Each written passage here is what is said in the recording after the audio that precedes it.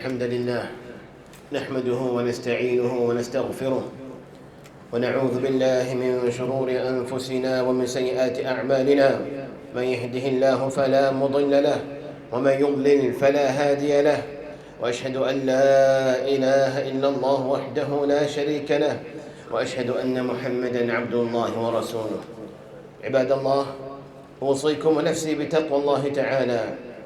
قال الله عز وجل: يا أيها الذين آمنوا اتقوا الله ولتنظر نفس ما قدمت لغد واتقوا الله إن الله خبير بما تعملون. عباد الله، فإن خير الحديث كتاب الله، وخير الهدي هدي النبي صلى الله عليه وسلم، وشر الأمور محدثاتها، وكل محدثة بدعة، وكل بدعة ضلالة، وكل ضلالة في النار. أما بعد, Allah subhanahu wa ta'ala mentioned in the Quran, وَاتَّقُوا يَوْمًا تُرْجَعُونَ فِيهِ إِلَى اللَّهِ ثُمَّ تُوَفَّى كُلُّ نَفْسٍ مَا كَسَبَتْ وَهُمْ لَا يُظْلَمُونَ. Fear the day that you shall return back to Allah Azza wa Jal. Our salah, our zakah, our hajj, our siyam, our good moral values are all going to be in a bag. And that's the day where you fear to stand in front of Allah Azza wa Jal, being to be presented in front of Allah Azza wa Jal. And Allah subhanahu wa ta'ala mentioned at the last verse that was revealed in the Quran, وَاتَّقُوا يَوْمًا تُرْجَعُونَ فِيهِ إِلَى اللَّهِ. Fear the day that you shall return back to Allah Azza wa Jal. Fear the day that you shall stand in front of Allah subhanahu wa ta'ala. ثُمَّ تُوَفَّى كُلُّ نَفْسٍ مَا كَسَبَتْ. And everything what you have done in this dunya is going to be portrayed in front of you. وَهُمْ لَا يُظْلَمُونَ. And none of you shall be judged in a transgress and oppression manner. That's Allah subhanahu wa ta'ala. When Allah Azza wa Jal has given us our life as an amana, when Allah subhanahu wa ta'ala has given us the Quran as a guidance, when Allah Azza wa Jal has brought the Prophet ﷺ as a teacher and a guider, why do we actually go and choose the thing what Allah subhanahu wa ta'ala has made haram upon us? Why do we go and choose whenever we have a choice of halal and haram? Why do we always feel prone of falling into haram, where Allah Azza wa Jal has already given us the answer in the Quran?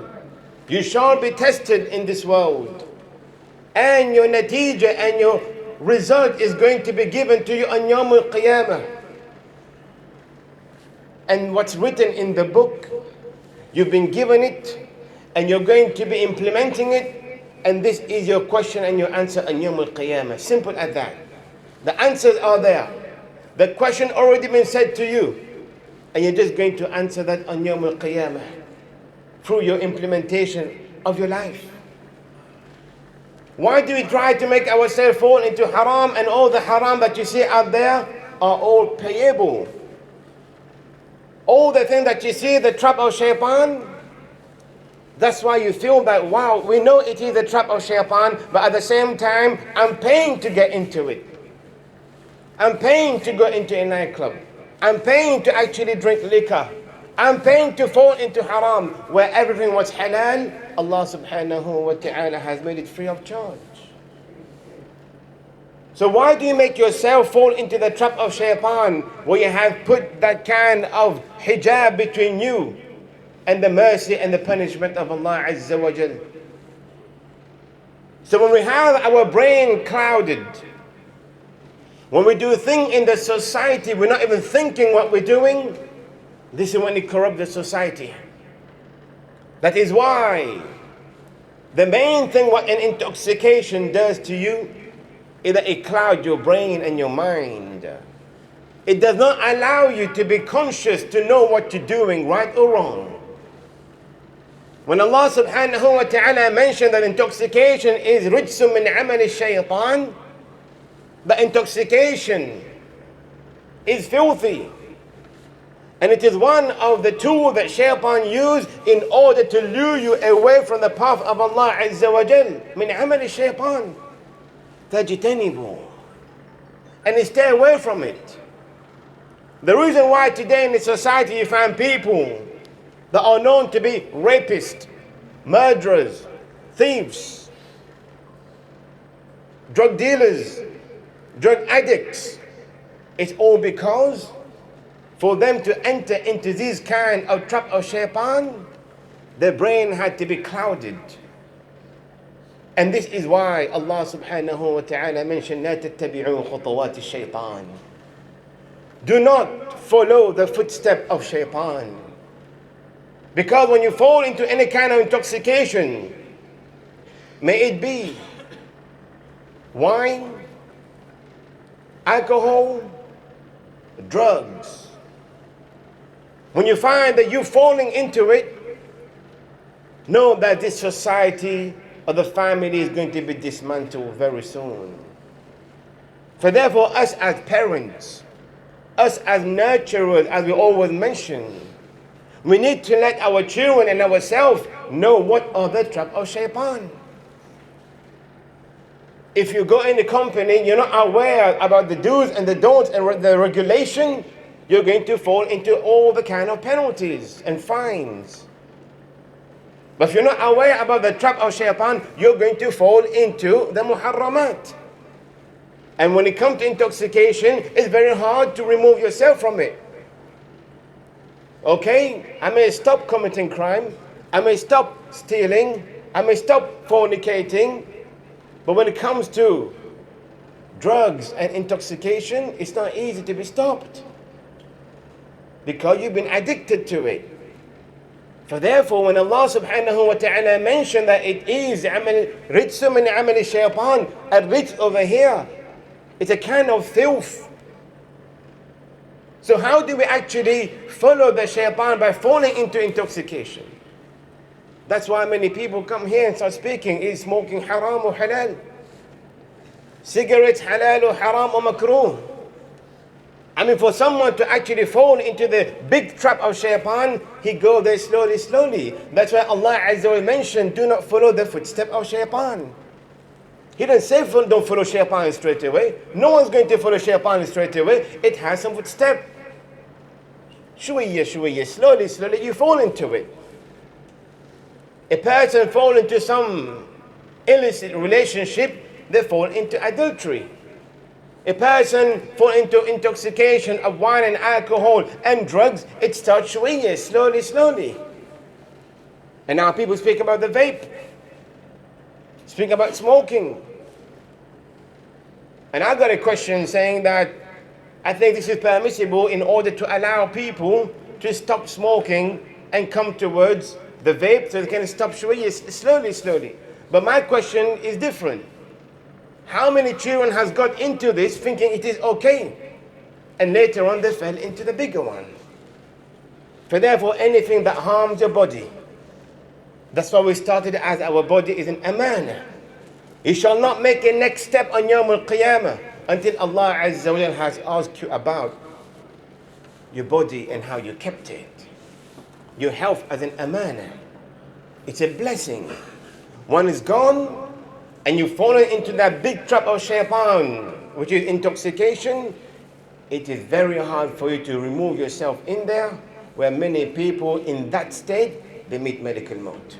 We ask Allah subhanahu wa ta'ala to help us and to make us die upon the shahada, la ilaha illallah, and meet Allah subhanahu wa ta'ala with a clean heart and a clean body بإذن الله تعالى. أقول قولي هذا واستغفر الله لي ولكم فاستغفروه إنه هو الغفور الرحيم. استغفر الله كفر عنا سيئاتنا اللهم توفنا مع الأبرار. الحمد لله رب العالمين والصلاة والسلام على رسول الله وعلى آله وأصحابه ومن تبعهم بإحسان إلى يوم الدين. أما بعد. Allah subhanahu wa ta'ala give children to whomever he wishes. Allah subhanahu wa ta'ala take away the children from the parents whomever he wishes. But therefore any parents out there who have their children, is because Allah subhanahu wa ta'ala know that you can take that amana. You can be responsible and you'll be accountable on Yawm al-Qiyamah. For therefore our tarbiyah, our teaching and learning phase as a father, as a mother, as a teacher, as a nurturer, is that to teach them what are the things that may happen to them if they fall into any kind of small sin from now. Many times they may do some kind of things, we give a blind eye. We think it's okay. Then later on when they are 20 or 25, we hold our head. Why we didn't give them a good tarbiyah? For therefore, especially when it comes to being a role model, when the father himself is into the haram, or the mother herself is into the haram, how do you expect your children to have a good tarbiyah? That is why Allah subhanahu wa ta'ala mentioned, Ya ayyuha alladhina amanu qu anfusakum wa ahlikum nara. First it comes to you as a mother and a father. And then you safeguard, and then you save and protect your family, whom Allah has put under your responsibility and new authority above them. And then it comes to them, because it starts from you first, from me and you first. If we do not have it, do not expect the next generation to have it. For therefore we are the mirror of the next generation. We ask Allah subhanahu wa ta'ala to make it easy upon all of us to teach our children the benefit and the harm of what the dunya has prepared for us. And at the same time, we know very well that we are all, as mentioned by the Prophet sallallahu alaihi wasallam, the Muslim kalbunyan. We have to help each other in whatever ways we can. If we see people falling into this kind of haram, as a nasiha, we have to go and speak to them. But no matter how far a person has fallen into this kind of trap, لا تقنطوا من رحمة الله. Do not lose hope of the rahmah of Allah Azza wa Jal. A Muslim should never ever say, khalas, he's gone now, he's finished. There's no more, khalas, he's not going to come out of this anymore. La wallahi, abadan. The mercy of Allah Azza wa Jal cannot be compared to anyone. For therefore, the dua is very important for anyone who has fallen into this kind of trap. The dua is very important for anyone on the face of the earth who are undergoing any kind of difficulties. Our dua is a weapon for anyone who are actually undergoing any kind of difficulties and calamities and disastrous environment. For verily, the way of helping our Muslim brothers and sisters is through our dua. That's why the dua is a weapon of the believer. Any people anywhere on the face of the earth may be going through any kind of crisis. If we're not able to help them in any manner, the first and foremost way of helping anyone in any of the situation is through raising our hand and make dua for them. هذا وصلوا وسلموا على من أمرتم بالصلاة والسلام عليه. قال الله تعالى إن الله وملائكته يصلون على النبي يا أيها الذين آمنوا صلوا عليه وسلموا تسليما. اللهم صل على محمد وعلى آل محمد كما صليت على إبراهيم وعلى آل إبراهيم إنك حميد مجيد. اللهم بارك على محمد وآل محمد كما باركت على إبراهيم وعلى آل إبراهيم إنك حميد مجيد. اللهم أعز الإسلام والمسلمين. اللهم أعز الإسلام والمسلمين وذل الشرك والمشركين ودمر أعداءك أعداء الدين يا رب العالمين. اللهم انصر إخواننا المستضعفين في كل مكان. اللهم انصر إخواننا المستضعفين في كل مكان. اللهم انصرهم وثبت أقدامهم ووحد صفوفهم وتقبل منهم شهداءهم. اللهم اجعلهم من أهل الفردوس الأعلى من الجنة.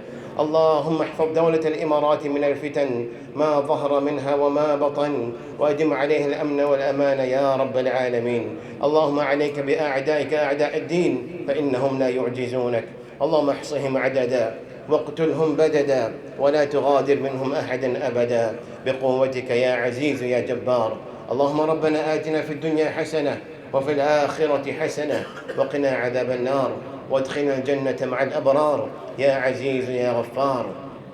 عباد الله إن الله يأمر بالعدل والإحسان وإيتاء ذي القربى وينهى عن الفحشاء والمنكر ولذكر الله أكبر والله يعلم ما تصنعون.